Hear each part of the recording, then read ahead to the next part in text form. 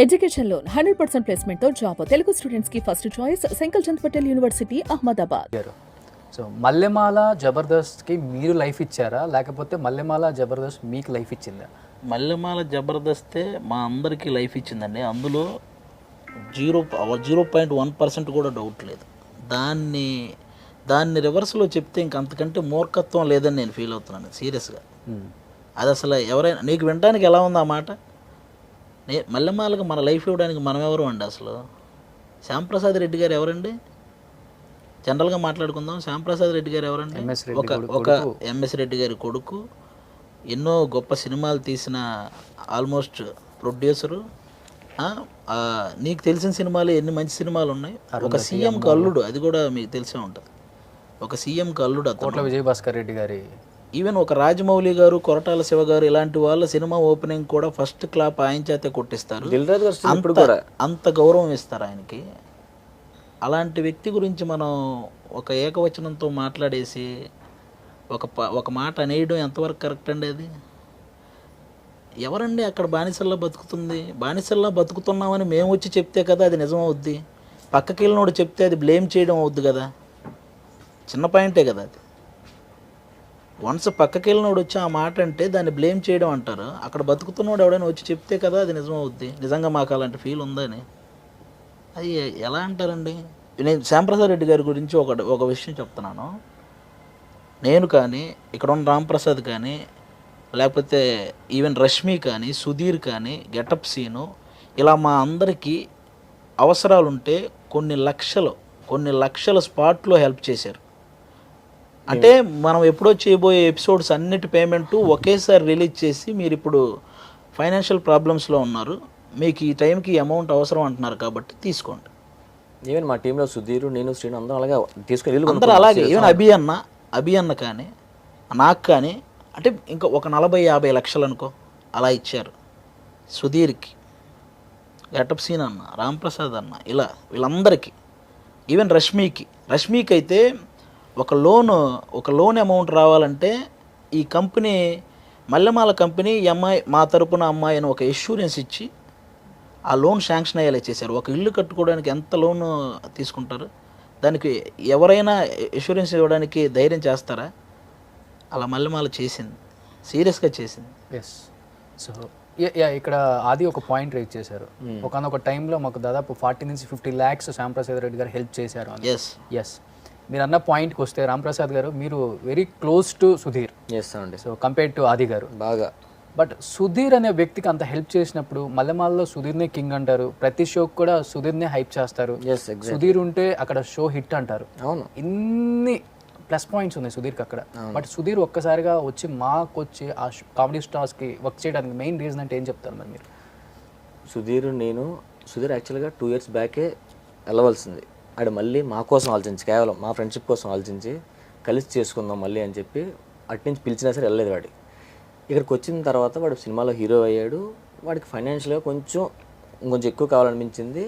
అందులో ఇక్కడికంటే పక్క ఛానల్ మంచి ఆఫర్ ఇచ్చారు.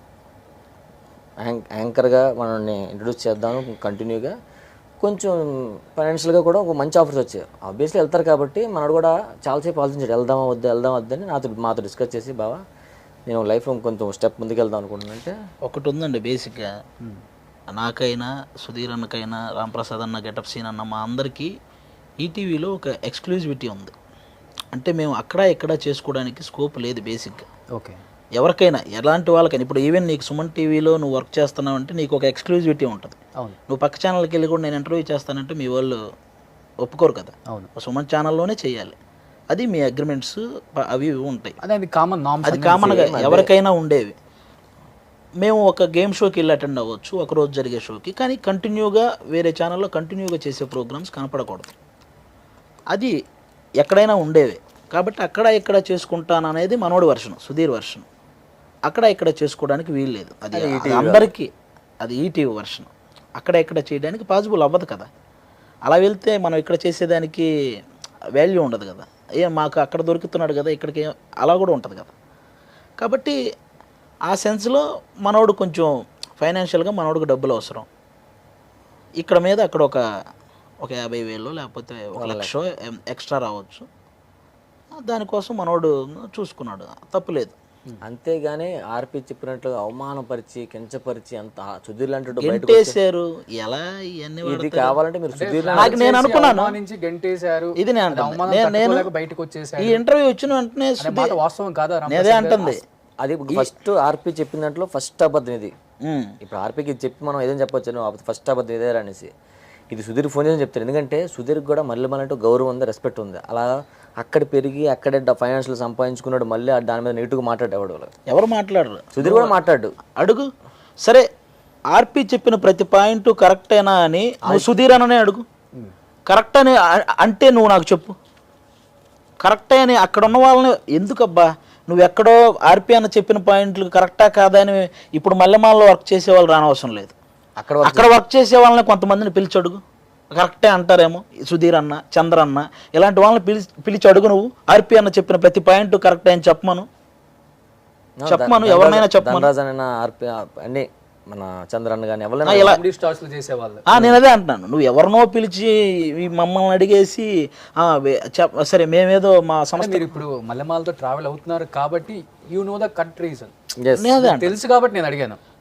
ఇంకొక విషయం, అందుకే నీకు ఇంకా నమ్మకం కుదరాలంటే అక్కడ ఉన్న వాళ్ళని అడుగు, అది ఇంకా ఈజీ కదా ప్రాసెస్. అప్పుడు ఏది కరెక్టో ఇంకా నీకు ఈజీగా అర్థమైపోద్ది కదా.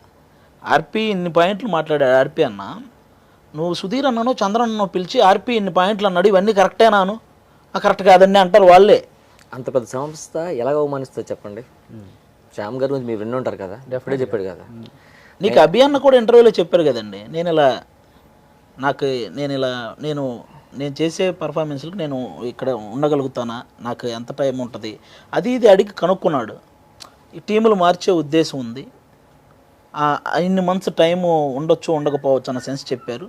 ఎక్కడా కూడా ఎవరిని ఇబ్బంది పెట్టి పంపించిన ఇదే లేదు ఎవరో కూడా. సుధీర్ ఎలా లైఫ్ స్టైల్ స్టార్ట్ అయిందో మన అందరికీ తెలుసు, అందరూ కూడా ఇష్టపడతారు. సుధీర్ ఎక్కడి నుంచి వచ్చింది కూడా అందరూ ఇష్టపడతారు. మ్యాజిక్లు చేసుకునేవాడు, పౌరాలు తీసేవాడు, ఇలా ఏకవచనంతో సుధీర్ని సమస్త అంటుంది. అది తట్టుకోలేక సుధీర్ చాలా వరకు ఆ పెయిన్ భరించాడు. ఇది వాస్తవం సార్.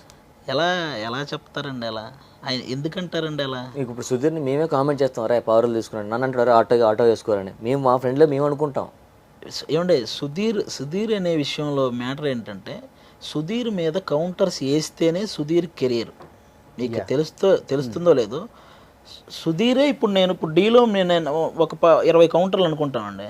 సుధీర్ అనేవాడు రే ఇలా వేద్దాం అలా వేద్దాం అని సుధీరే చెప్తాడు మాకు.